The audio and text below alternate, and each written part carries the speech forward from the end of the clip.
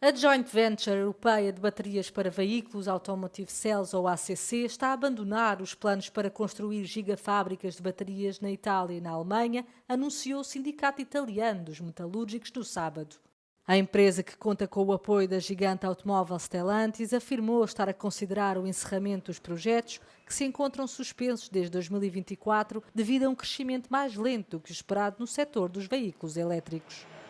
As novas instalações da ACC estavam entre as dezenas de projetos de baterias que surgiam na Europa com o objetivo de reduzir a dependência dos produtos chineses, mas foram interrompidos quando a empresa avaliou a mudança para uma tecnologia de baterias mais económica.